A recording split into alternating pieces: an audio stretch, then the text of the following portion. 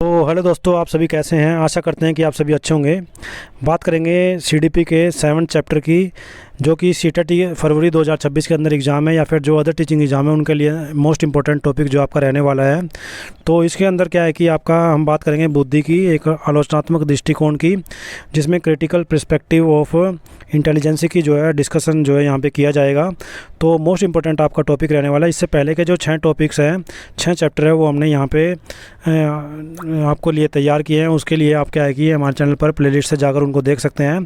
Playlist जो आपको मिलेगी वो सीटेट फरवरी 2026 के नाम से मिलेगी। वहाँ पे आप उनको टॉपिक को एक एक करके वहाँ पे एक एक पॉइंट टू पॉइंट हमने टॉपिक को वहाँ पे डिस्कस किया है, जो आपको एग्ज़ाम से रिलेटेड है।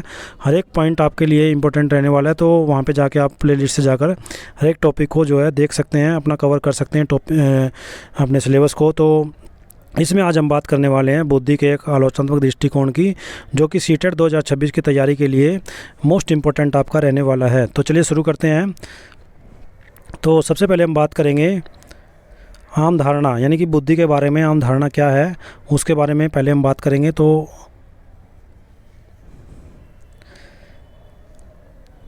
इसमें आपका है जो कि क्या बुद्धि को एक संख्या के रूप में मापा जा सकता है। तो पहले ये कहा गया कि क्या बुद्धि को एक संख्या के रूप में मापा जा सकता है। तो पहले इसको देख लेते हैं। अक्सर बुद्धि को एक अकेली स्थिर और मापने योग्य चीज़ के रूप में देखा जाता है, जिसे हम आईक्यू कहते हैं, इंटेलिजेंस कोशेंट जो है बोला जाता है। पहले भी आपने एग्ज़ाम दिए होंगे तो उसको इसमें आपको इसका जो जिक्र आपने पहले भी जो है सुना होगा, इंटेलिजेंट कोशेंट, यानी कि अक्सर जो बुद्धि को एक अकेली स्थिर और मापने योग्य चीज़ के रूप में देखा जाता है, जिसे हम आईक्यू मानते हैं, और इंटेलिजेंट कोशेंट उसको कहा जाता है। और यह विचार किसने दिया था? अल्फ्रेड बीने ने दिया था। अल्फ्रेड बीने के काम से ये क्या है कि शुरू हुआ, जिसका मूल उद्देश्य है उन छात्रों की पहचान करना था जिन्हें स्कूल में आंतरिक सहायता की आवश्यकता होती है। उसके बाद समय के साथ एक सरल लेबल बन गया जो किसी व्यक्ति की समग्र संज्ञानात्मक अक्षमता को प्रभावित करने लग गया। तो समय के साथ क्या है कि एक सरल लेबल ये बन गया जो व्यक्ति की समग्र संज्ञानात्मक यानी कि कॉग्निटिव जो एबिलिटी होती है उसको परिभाषित ये जो है करने लग गया इंटेलिजेंट कोशेंट, जो कि अल्फ्रेड बीने के द्वारा दिया गया था।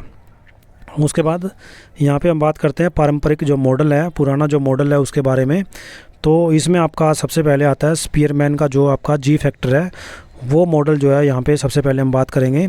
तो चार्ल्स स्पीयरमैन जो हुए हैं, उन्होंने प्रस्तावित किया कि सभी जो बौद्धिक क्षमताओं के मूल में क्या है कि एक सामान्य बुद्धि होती है, जनरल इंटेलिजेंस होती है, जिसको वो क्या मानता है, जी फैक्टर मानता है। और इस सिद्धांत के अनुसार यदि कोई व्यक्ति एक क्षेत्र जैसे कि गणित में अच्छा होता है तो वह अन्य क्षेत्रों जैसे भाषा में भी अच्छा होगा, क्योंकि जी फैक्टर सभी को प्रभावित करता है, ऐसा स्पीयरमैन का मानना था। उसके बाद यह दृष्टिकोण जो है, जी फैक्टर दृष्टिकोण जो है, बुद्धि को एक आयामी वन डायमेंशनल मानता है।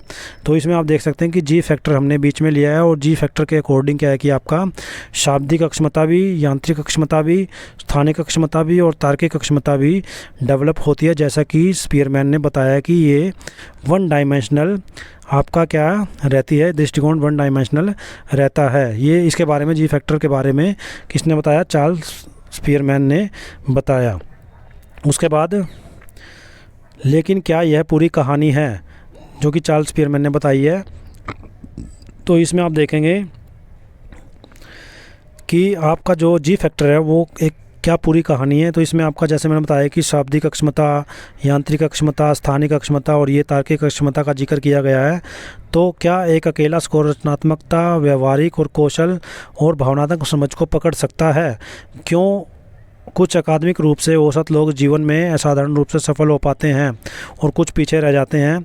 इसी तरीके से क्या अलग अलग संस्कृतियां बुद्धि को अलग अलग तरीके से महत्व नहीं देती है? ये भी आपको समझने की ज़रूरत है। तो इसको आगे समझेंगे हम। तो इसमें एक नए प्रतिमान का उदय होता है, और नए प्रतिमान के उदय के अंदर क्या है कि आपको देखने को मिलता है कि आधुनिक मनोविज्ञान मानते हैं कि बुद्धि कोई एक इकाई नहीं है, बल्कि वह यह विभिन्न काफ़ी हद तक स्वतंत्र अक्षमताओं का एक समूह होती है और इसे एक सफ़ेद प्रकाश की किरण की तरह समझें। बाहर से यह एक लगती है लेकिन प्रिज्म से गुजरने पर यह अलग अलग रंगों में बिखर जाती है। तो एक प्रिज्म के तौर पर इसको आप ले सकते हैं कि बुद्धि जो है वो आधुनिक मनोवैज्ञानिक मानते हैं कि बुद्धि कोई एक इकाई नहीं है बल्कि विभिन्न यानी कि काफ़ी हद तक स्वतंत्र क्षमताओं का एक समूह होती है और इसे एक सफ़ेद प्रकाश की किरण की तरह समझें। बाहर से यह एक लगती है लेकिन प्रिज्म से गुजरने पर यह कई अलग अलग रंगों में बिखर जाती है। उसके बाद नेक्स्ट देखते हैं हार्वर्ड गार्डनर। जो बुद्धि का जब सिद्धांत आता है तो इनका नाम ज़रूर आता है क्योंकि इन्होंने बहुबुद्धि का सिद्धांत दिया है, तो उसके बारे में एक बार ध्यान से देख लेते हैं, समझ लेते हैं।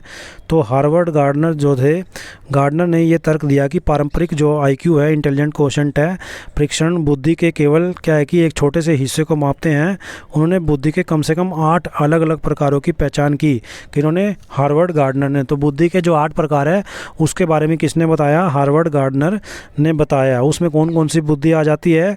उसमें संगीतात्मक, उसमें शारीरिक गतिक, उसमें तार्किक गणितीय, उसमें भाषाई बुद्धि, उसमें स्थानिक बुद्धि, उसमें अंतर्वैयक्तिक बुद्धि, उसमें अंतरावैयक्तिक बुद्धि और प्रकृतिवादी बुद्धि। तो ये 8 जो है बुद्धियों के प्रकार जो है वो हार्वर्ड गार्डनर के द्वारा दिए गए हैं। एक बार इसको ध्यान से आप देख लीजिए, हर एक पॉइंट्स को आपको अच्छे तरीके से याद भी कर लीजिए। उसके बाद नेक्स्ट चलते हैं। तो बहुबुद्धि सिद्धांत से व्यवहार तक किस प्रकार से पहुंचा जाए इसको समझ लेते हैं। तो इसमें आपका क्या है कि बुद्धि का प्रकार जब भाषाई हो तो भाषाई प्रकार की बुद्धि के जो उदाहरण है वो कौन से आएंगे? कवि आएगा, पत्रकार आएगा या फिर वकील इसके अंदर शामिल होते हैं। तार्किक और गणितीय बुद्धि जिसके पास होती है उसमें वो जो व्यक्ति होता है वो वैज्ञानिक बनता है, गणितज्ञ बनता है या फिर कंप्यूटर प्रोग्रामर बनता है। उसके बाद स्थानिक बुद्धि जिनके पास होती है वो वास्तुकार बनता है, मूर्तिकार बनता है या फिर पायलट बनता है। उसके बाद शारीरिक और गतिक बुद्धि जिसके पास होती है वो नर्तक बनता है, एथलीट बनता है या फिर सर्जन होता है। उसके बाद संगीतात्मक जो बुद्धि होती है वो किसके व्यवहार में देखने को मिलती है? संगीतकार के व्यवहार में, गायक के व्यवहार में, संगीत निर्देशक के व्यवहार में। अंतर्वैयक्तिक जो बुद्धि होती है वो शिक्षक, नेता या फिर परामर्शदाता के रूप में देखने को मिलती है। अंतरावैयक्तिक जो बुद्धि होती है वो दार्शनिक के रूप में, लेखक के रूप में या फिर मनोवैज्ञानिक के अंदर क्या है कि देखने को मिलती है। प्रकृतिवादी बुद्धि जो हार्वर्ड गार्डनर ने बताई है वो किसमें? जीव विज्ञानी में, किसान के अंदर या फिर पर्यावरणविद के अंदर क्या है कि देखने को मिलती है। तो ये 8 प्रकार अलग अलग है जो कि अलग अलग तरीके के जिनके उदाहरण भी हमने यहाँ पे डिस्कस किए हैं। तो आपसे एग्ज़ाम में इसी यहाँ से जो है क्वेश्चन पूछे जाते हैं और इसमें से आप पॉइंट को और एक पॉइंट को जो है ध्यान से देखें और समझें। उसके बाद नेक्स्ट चलते हैं। नेक्स्ट में है रॉबर्ट स्टर्नबर्ग का त्रितंत्र सिद्धांत। जैसे हार्वर्ड गार्डनर ने 8 बुद्धि बताई है, ऐसे ही त्रितंत्र सिद्धांत बताया रॉबर्ट स्टर्नबर्ग ने। बुद्धि के 3 पहलू माने हैं। 3 पहलू का जिक्र करते हैं यहाँ पे कि बुद्धि के 3 पहलू कौन से हैं। तो स्टर्नबर्ग ने बुद्धि को 3 मुख्य प्रकारों में बांटा जो वास्तविक दुनिया में सफलता के लिए मिलकर काम करते हैं। तो इसमें 3 कौन से पॉइंट है? पहला है विश्लेषणात्मक बुद्धि, एनालिटिकल इंटेलिजेंसी। तो समस्याओं का विश्लेषण और मूल्यांकन की तुलना करने की क्षमता यानी कि पुरस्कार और ज्ञान, ये क्या है कि आपका विश्लेषणात्मक बुद्धि के अंदर आता है। उसके बाद व्यवहारिक बुद्धि उन्होंने बताई है। तो व्यवहारिक बुद्धि कौन सी होती है? रोज़मर्रा के कार्यों और समस्याओं को प्रभावी ढंग से संभालने की आवश्यकता जिसमें व्यवहारिक ज्ञान होता है। स्ट्रीट स्मार्ट इसको बोलते हैं। ये ऊपर वाला बुक स्मार्ट था, नीचे वाला स्ट्रीट स्मार्ट जो इसको बोला जाता है। तो ये व्यवहारिक बुद्धि का ही एक प्रकार है जो कि रॉबर्ट स्टर्नबर्ग ने बताया। उसके बाद सृजनात्मक बुद्धि होती है, क्रिएटिव इंटेलिजेंसी होती है। इसमें नई परिस्थितियों से निपटने और नए विचारों को उत्पन्न करने की क्षमता होती है। नवीन सोच इसके अंदर डेवलप होती है और इसे इनोवेटिव थिंकिंग के रूप में देखा जाता है। तो ये 3 बुद्धि विश्लेषणात्मक जिसे एनालिटिकल इंटेलिजेंसी बोलते हैं, व्यवहारिक बुद्धि प्रैक्टिकल इंटेलिजेंसी बोलते हैं, सृजनात्मक बुद्धि क्रिएटिव इंटेलिजेंसी बोलते हैं। ये तीनों बुद्धियों के बारे में जो है रॉबर्ट स्टर्नबर्ग ने बताया है। उसके बाद लेव वाइगोस्की की बात आती है। तो लेव वाइगोस्की ने भी बुद्धि के बारे में जिक्र किया है। तो लेव वाइगोस्की ने क्या है कि बुद्धि केवल मन में नहीं बल्कि समाज में भी होती है, ऐसा लेव वाइगोस्की का मानना है। तो वाइगोस्की के अनुसार क्या है कि हमारी संज्ञानात्मक अक्षमताएं हमारे सामाजिक सांस्कृतिक संदर्भ से गहराई से जुड़ी होती है। बुद्धि एक व्यक्तिगत गुण नहीं होने के साथ साथ बल्कि एक सामाजिक उत्पाद भी, सोशल प्रोडक्ट भी जो है होता है। भाषा उपकरण और दूसरों के साथ बातचीत हमारी सोच को क्या करते हैं, आकार भी देते हैं। एक संस्कृति में जिसे बुद्धिमान माना जाता है वह दूसरी में भिन्न हो सकता है। यानी कि एक किसी संस्कृति के अंदर किसी व्यक्ति को, पर्टिकुलर व्यक्ति को, इंडिविजुअल व्यक्ति को अगर बुद्धिमान माना जाता है तो हो सकता है कि वो दूसरी संस्कृति के अंदर उतना बुद्धिमान न माना जाए, या फिर वो उस बुद्धि का न माना जाए जो एक संस्कृति के अंदर था। तो ऐसा लेव वाइगोस्की का मानना है। उसके बाद आधुनिक दृष्टिकोण का विश्लेषण अगर हम करें तो इसमें क्या आपको देखने को मिलेगा, तो आधुनिक दृष्टिकोण के अंदर क्या है आपका, तो यहाँ पे बहुआयामी यानी कि बुद्धि कई अलग अलग क्षमताओं का एक संग्रह होता है, यानी कि मल्टी फैसिटेटेड होती है, जो कि गार्डनर ने बताया। संतुलित, बैलेंस्ड, और ये किसने बताया, आपका स्टर्नबर्ग ने बताया। इसमें अकादमिक, सृजनात्मक और व्यवहारिक कौशल शामिल होते हैं।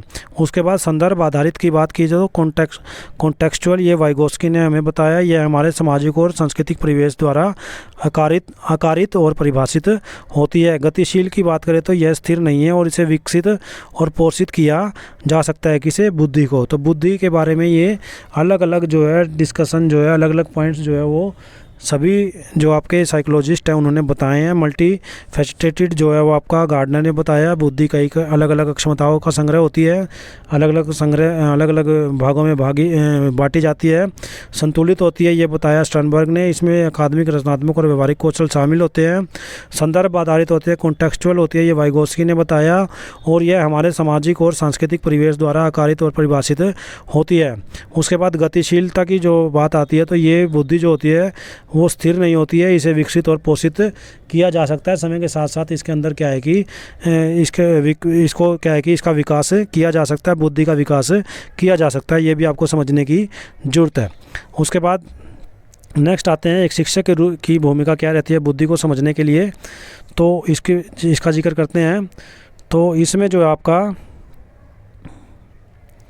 पारंपरिक दृष्टिकोण क्या था, केवल भाषाई तार्किक, यानी शिक्षक की भूमिका दोनों में समझेंगे, आधुनिक में भी और पारंपरिक दृष्टिकोण के अंदर भी। तो केवल भाषाई और तार्किक क्षमताओं पर ध्यान केंद्रित करना पारंपरिक दृष्टिकोण था। सभी छात्रों का मूल्यांकन एक ही मानक परीक्षण से करना, यह भी पारंपरिक दृष्टिकोण था, पुराना दृष्टिकोण था। और बुद्धि को एक निश्चित विशेषता के रूप में देखना, यह भी पारंपरिक दृष्टिकोण था।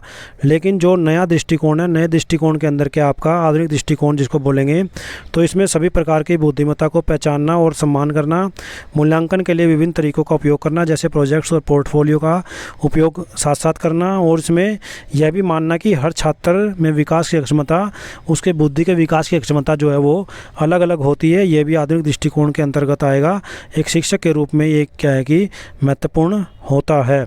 उसके बाद कक्षा में विविध बुद्धिमत्ता की बात की जाए तो इसमें क्या है कि आपका कक्षा में विविध बुद्धिमत्ता यानी कि परियोजना आधारित शिक्षा, प्रोजेक्ट बेस्ड लर्निंग, छात्रों को अपनी विविध शक्तियों का उपयोग करने की अनुमति देना जरूरी होता है एक शिक्षक के लिए। उसके बाद सहयोगी गतिविधियाँ, तो यहाँ पे अंतर्व्यक्तिक बुद्धि का विकास जो है शिक्षक के द्वारा करना जरूरी होता है। कला और संगीत का एकीकरण यानी कि integration of arts and music, विभिन्न शिक्षण और शैलियों की अपील करे। उसके बाद विकल्प प्रदान करना यानी कि प्रोवाइडिंग चॉइसेस, छात्रों को यह चुनने दे कि वे अपनी समझ कैसे प्रदर्शित करते हैं। और उसके बाद वास्तविक दुनिया से जुड़ाव, रियल वर्ल्ड कनेक्शंस यानी कि व्यवहारिक बुद्धि को सक्रिय करना भी शिक्षक के लिए ज़रूरी होता है। उसके बाद सीटेट परीक्षा के लिए मुख्य बातें जो आती हैं वो कौन सी होंगी बुद्धि को लेकर, तो इसमें आप याद रखें बुद्धि वाले चैप्टर को लेकर, तो याद रखें कि बुद्धि क्या है कि एकात्मक या फिर एकल कारक जो है संरचना नहीं होती है। हार्वर्ड गार्डनर जो बहुबुद्धि सिद्धांत अक्सर पूछा जाता है और उनके द्वारा बताई गई 8 बुद्धिमत्ताओं को आपको जानना जरूरी होता है। स्टर्नबर्ग के 3 प्रकार स्टर्नबर्ग ने बताए हैं, इसमें विश्लेषणात्मक, एनालिटिकल, सृजनात्मक, आपका क्रिएटिव और आपका व्यवहारिक, आपका जो है इस अंतर को आपको समझना जरूरी होता है। उसके बाद बुद्धि पर सामाजिक सांस्कृतिक प्रभाव, जो कि वाइगोस्की ने बताया कि इसकी महत्वपूर्ण भूमिका रहती है, तो इसको भी आपको समझना जरूरी होता है। और एक शिक्षक की भूमिका बुद्धि को मापना नहीं बल्कि उसे विकसित करना होता है, उसका विकास करना होता है। ये सीटेट के लिए मोस्ट इंपॉर्टेंट पॉइंट्स आपके रहने वाला, जो कि हमने इस टॉपिक के अंदर भी डिस्कस किए हैं। उसके बाद बुद्धि एक अक्षमता नहीं, एक संभावना है।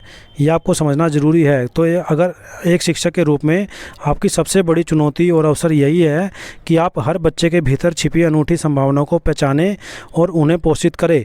और आपका काम पत्थर में मूर्ति खोजना नहीं, बल्कि एक बीज को पेड़ बनाने में मदद करना है। यानी कि बुद्धि का विकास जो है वो सारा का सारा आपके ऊपर डिपेंड करता है। तो ये हमने क्रिटिकल पर्सपेक्टिव के बारे में जाना, इंटेलिजेंसी के, और मोस्ट इंपॉर्टेंट टॉपिक है। इसमें से काफ़ी क्वेश्चन जो आपके एग्ज़ाम के अंदर सीटेट एग्ज़ाम हो या अदर टीचिंग एग्ज़ाम हो उसके अंदर पूछे जाते हैं। इससे पहले के टॉपिक जो है हमने प्लेलिस्ट पर डाल दिए हैं, और ये टॉपिक भी जल्दी आपको हमारी प्लेलिस्ट के अंदर चैनल के ऊपर देखने को मिलेगा। तो वीडियो को ज़्यादा से ज़्यादा लाइक कीजिए एंड सीटेट और अदर टीचिंग एग्ज़ाम की तैयारी के लिए चैनल को सब्सक्राइब करना न भूलें। धन्यवाद।